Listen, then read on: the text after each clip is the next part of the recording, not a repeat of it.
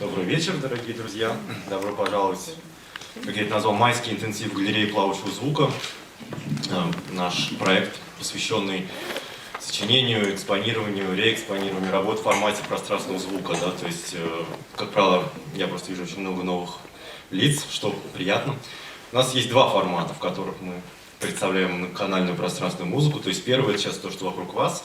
Это такой стандартный 8-канальный октофонический сетап. И второй, то есть мы сегодня официально анонсируем, что в конце июля мы проводим второй фестиваль Акузмониума, то есть это тот самый второй сетап, о котором я хотел сказать, что это оркестр громкоговорителей, что если 8-канальный — это такой фиксированный набор ничем не отличающихся колонок, то Акузмониум — это ровно обратная вещь, это огромный оркестр громкоговорителей, состоящих из десятков разных колонок.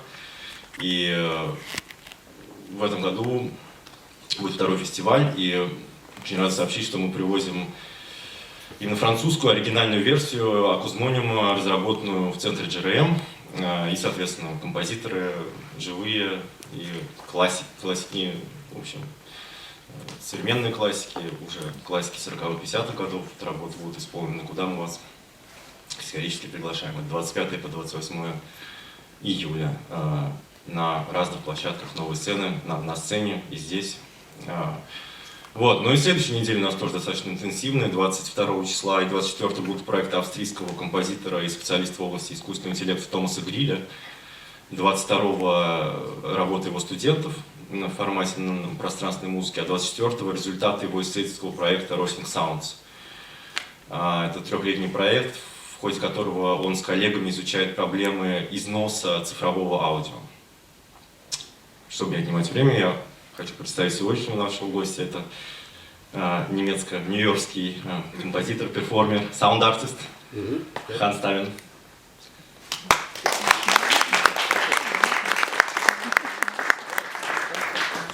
So, yeah, thanks for coming. Sorry, I have to speak English. So, I want to talk a few minutes about the project and how I came to this. I like a lot the practice of relating a sound piece to the location where it's from or where I perform. But then the standard way of doing it is usually using field recordings. You go out with a microphone, you record the sounds, you do something with that, but it never has worked for me. It never had worked for me to take these sounds and then put it into the computer and then play them. It felt like, it's not there anymore when you take the sounds away.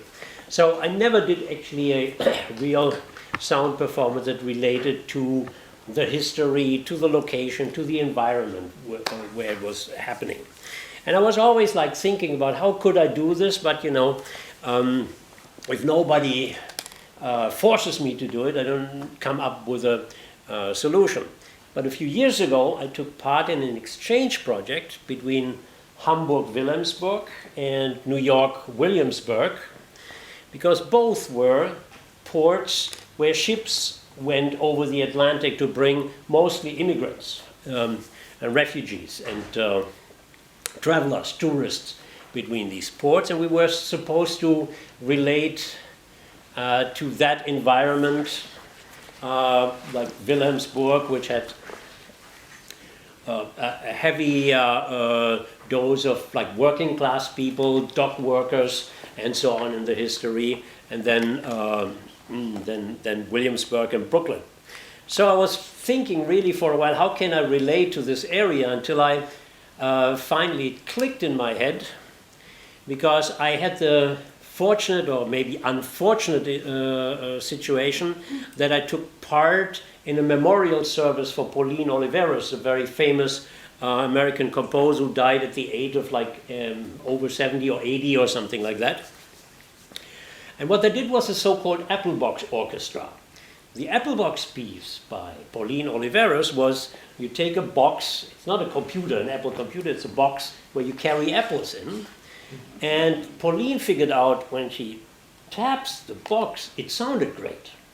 So what she did is she put like contact microphones on there, she put like some springs in, and she made an entire performance using this Apple box.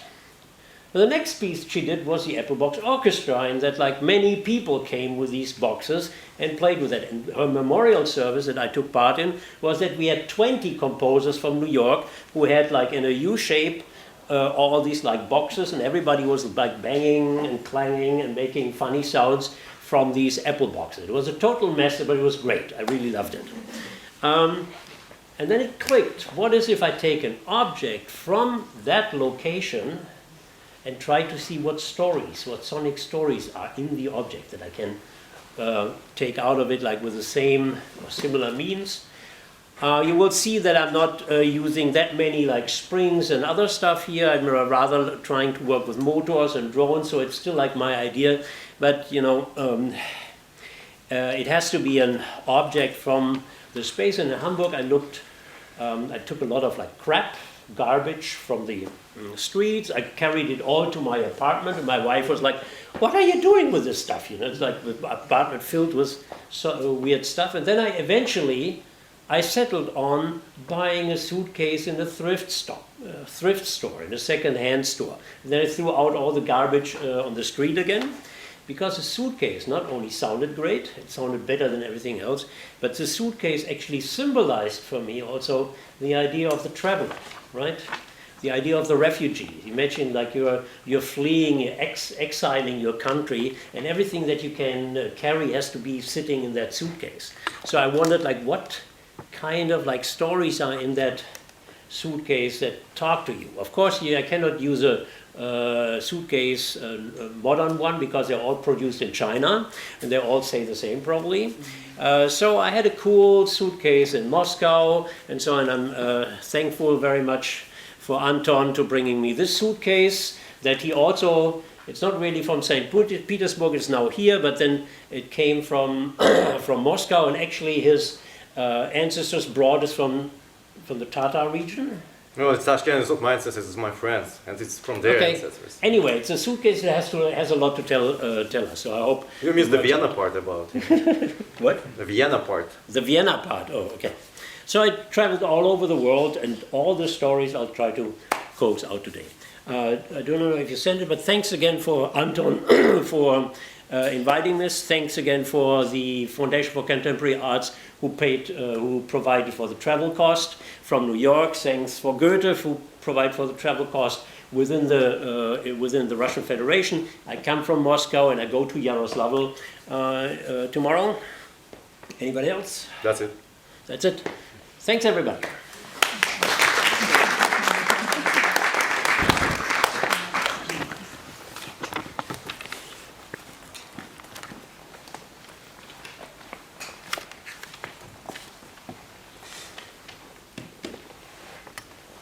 I need to keep an eye on the time.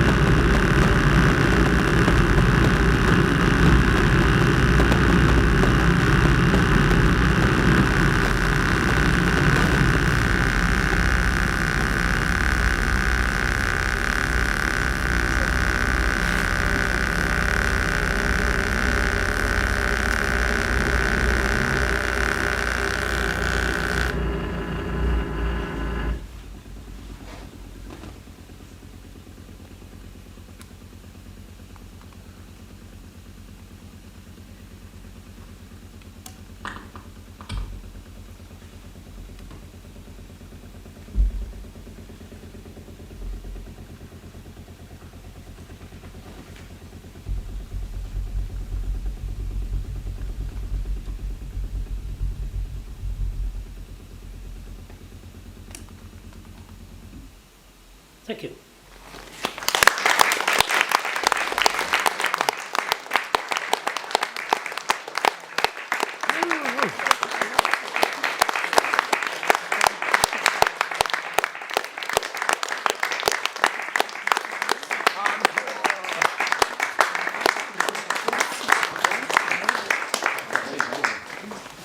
Большое спасибо Хансу. И по традиции по нашей галерейной у нас есть минут 20 на вопросы-ответы, коль скоро таковые есть.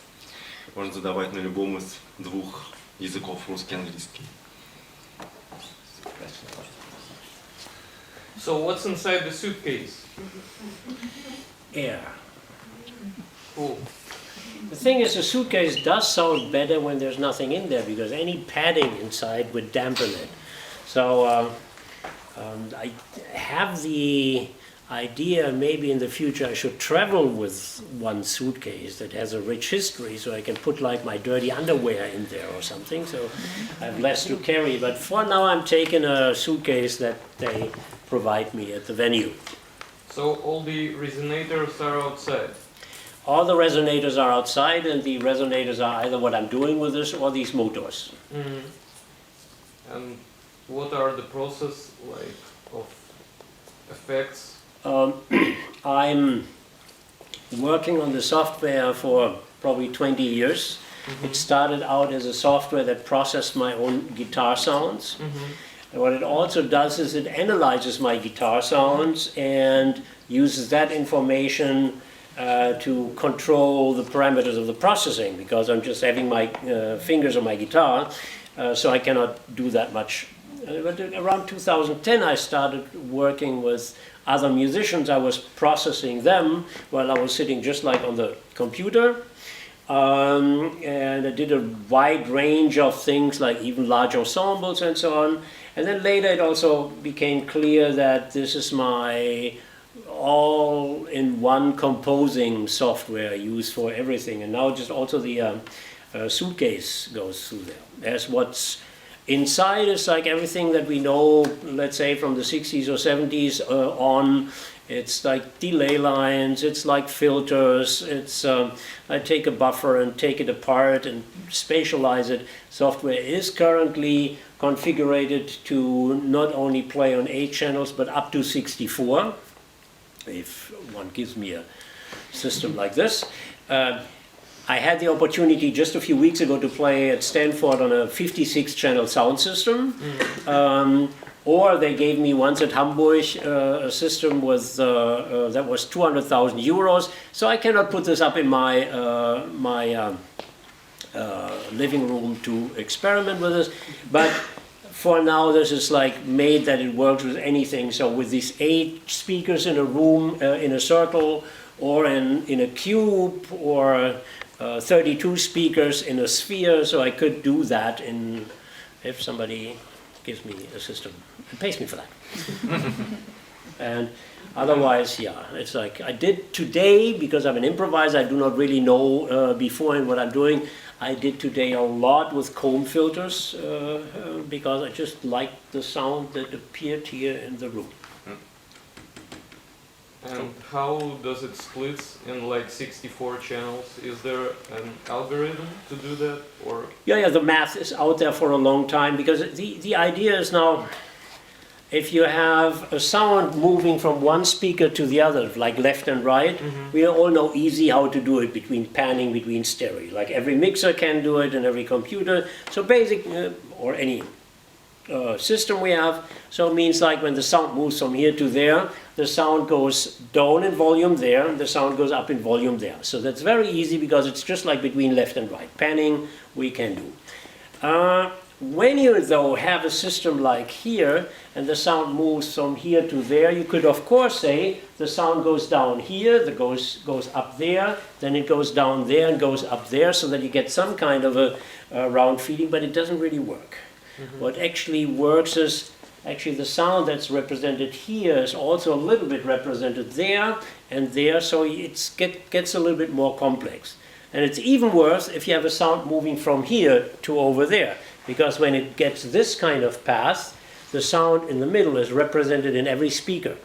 So again, there is some math out there, And I am a total master of this math because I bought the plugins that do the calculations. So it means like you could do it too.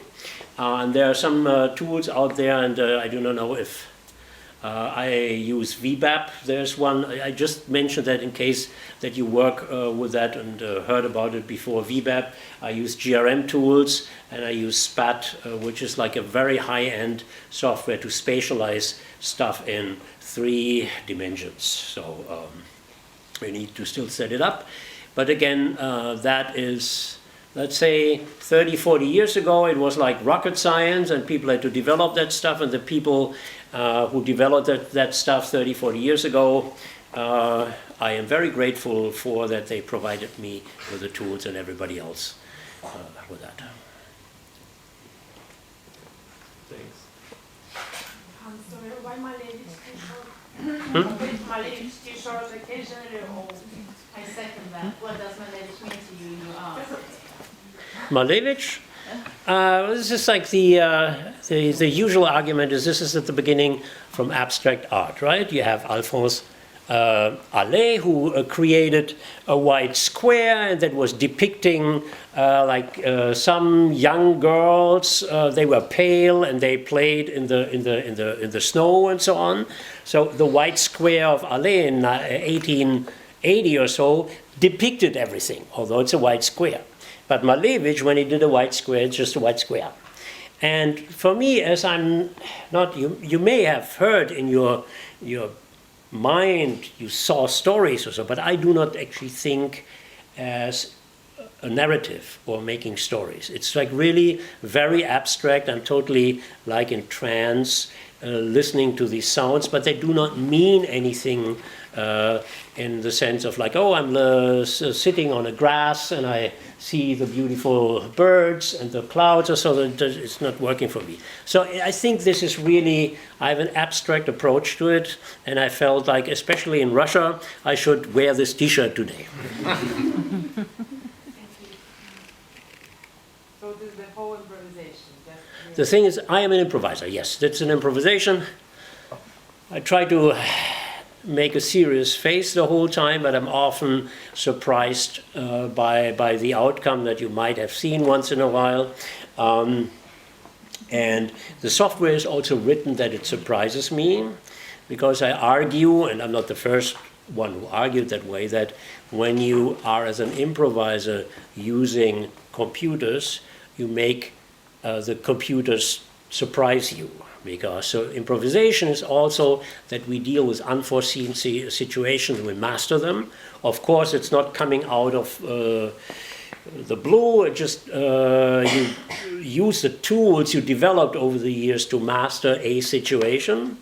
That's here the case too, but the software is written that it reacts flexibly to the sound input or what I'm doing with it. So I cannot 100% control it.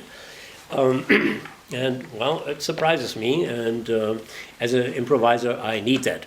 Again, I'm not the first person who said that. Joel Chadabe has written that in an electronic music pioneer has written that in a paper of 1984 already, that if you, the goal of interactive composing, that's how he called it, requires that the performer is put into an unforeseen context.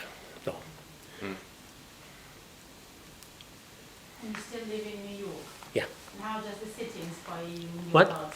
What does the city do to inspire you in your art? How does it help you in your art? The New York? No, New York doesn't, in that sense, doesn't it? No, yeah, of course, what I'm talking about. I, in New York, took part in this Pauline Oliveros memorial. So this was a very inspiring moment. And of course, Pauline Oliveros is a giant of American electronic music. It is more likely that something like this will happen in New York than, let's say, in the little town of Detmolde, where I was born in Germany, right? So in some occasions, it does inspire me, but I'm touring a lot and I have my ears everywhere. And right now I'm very inspired by early Russian avant-garde, Avramov and others. So I take my inspirations from everywhere. And as I live in New York, it's rather I have to say it's a rather small inspiration, just by sheer coincidence, because I have my ears just elsewhere. But I moved to New York because I met a woman and I stayed. So that was my reason to move to New York. That's a good story, thank you. Good story, I said, yeah. You're right, so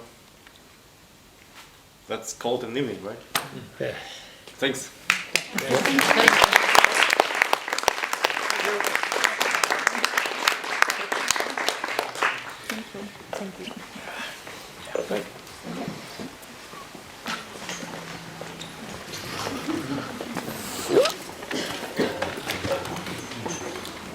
Ты выключил?